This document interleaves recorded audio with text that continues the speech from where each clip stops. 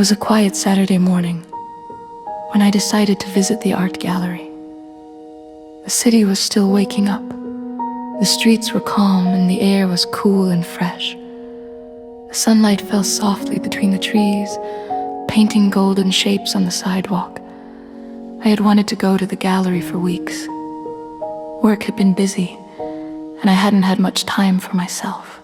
So that morning I took my small bag, a notebook, and a bottle of water, and I left the house with no hurry, just the wish to spend the day surrounded by art and silence. The art gallery was in the old part of the city near the river. The building itself was beautiful, tall, white, and elegant, with wide steps leading to the entrance. As I walked closer, I could already feel the change in atmosphere. The noise of the city seemed to fade away. All that remained was the sound of my footsteps and the distant whisper of traffic. When I entered, the air inside was cool and calm. It smelled faintly of old paint, wood, and something like clean paper. The floor was made of light-colored stone, and every sound echoed softly. At the reception desk, a kind woman smiled at me and handed me a small brochure. She told me about the new exhibition, a collection of modern paintings inspired by the theme of time. I thanked her and began to walk slowly through the gallery. The first room was full of light. Large windows let in the sunshine, which fell gently on the white walls and wooden frames. The paintings were spaced apart, each one with its own space to breathe. I stood in front of the first painting. It was abstract, shapes and colors moving together in soft waves. At first, I didn't understand what it was meant to show, but after a moment, I stopped trying to understand. Instead, I just looked. The colors reminded me of the sea, of the way water changes from blue to green to gray depending on the light. It felt peaceful. I wrote a small note in my notebook. Sometimes beauty is not in meaning, but in feeling. It was something I wanted to remember. As I moved from one painting to another, I began to notice how quiet everyone was. People walked slowly, their shoes barely making a sound on the floor. Some whispered softly, others stood in silence, lost in thought. It was like being inside a dream, calm, gentle, full of colors and light. In the second room, the walls were darker. Soft classical music played quietly in the background. The paintings here were more realistic, portraits, landscapes, moments of life. I stopped in front of one that caught my eye. It showed an old woman sitting by a window looking outside. The light touched her face softly and her hands rested in her lap. There was something in her eyes, peace maybe, or acceptance. I couldn't tell, but it made me feel calm and a little sad at the same time. I thought about time, how it moves slowly and quickly all at once. How moments pass and we only understand their beauty when they are gone. Maybe that was what the artist wanted to say. Or maybe I was just seeing my own feelings in her work. In the next room, there were sculptures. They stood on white platforms shining under the spotlights. Some were made of marble, others of metal or glass. One sculpture looked like a wave frozen in the air. Its curves were smooth and perfect, and I felt the sudden wish to touch it. Of course I didn't, but even looking was enough. The light played across its surface, making it seem alive. I walked slowly around it, feeling like time had stopped in that moment. There was no yesterday, no tomorrow. Only this quiet space, this work of art, this feeling. After about an hour, I sat down on a bench in the center of the room. The music was still playing softly, piano and violin.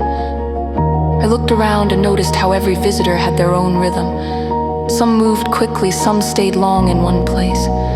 Some looked curious, others looked peaceful, even emotional. Art has a strange power. It connects people who have never met. It speaks without words. It makes you see the world and yourself in a new way. I took another note in my notebook. Every painting is a window and every viewer brings their own sky. I smiled at that thought. I loved writing small reflections like these, not as lessons, just as quiet thoughts to keep. Later, I reached a small section of the gallery where the walls were lined with black and white photographs.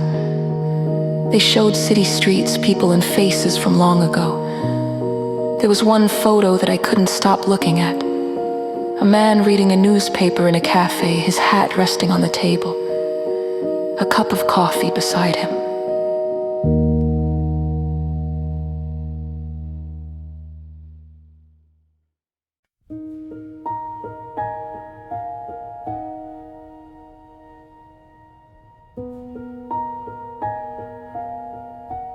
The moment was ordinary, but the photo made it eternal.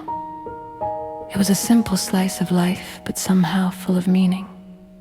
I realized that beauty doesn't always come from big things. Sometimes it's in the way light falls on a cup, or how someone smiles when they think nobody's watching. That's what makes art so special. It teaches us to see what we often miss. At noon, I visited the small cafe inside the gallery. It was bright and cozy, with wooden tables and the smell of espresso. Soft music played there too, jazz this time, light and smooth. I ordered a cappuccino and a small croissant, then sat by the window. Outside, I could see people walking, children playing, leaves moving in the wind. The coffee was warm and rich, the pastry buttery and sweet. As I sat there, I thought about how days like this are small gifts. You don't plan them, but they leave a soft mark on your memory. A day when you slow down, breathe deeply, and just look. After lunch, I went back to the gallery to see the last few rooms. There was a collection of paintings about nature, forests, rivers, skies full of stars. One painting showed a path through tall trees, sunlight shining between the leaves. It looked so real that I almost felt the wind and heard the birds. I stood there for a long time, thinking about walks I had taken in real forests, the smell of pine, the sound of footsteps on leaves, the quiet peace of being surrounded by trees. The painting brought all of that back to me, like a door to memory. When I reached the final room, I noticed a large painting at the center of the wall.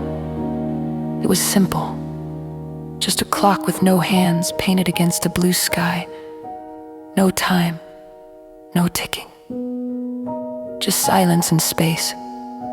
I looked at it for a long time. It made me feel both calm and curious. Maybe it meant that time doesn't always have to be counted. Maybe it meant that beauty lives outside of time.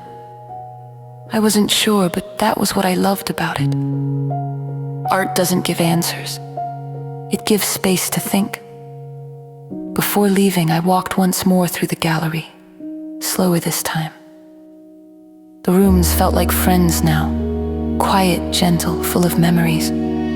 I thought about how lucky I was to spend this day like this, not rushing, not checking my phone, just being present. At the exit, I stopped by the small gift shop.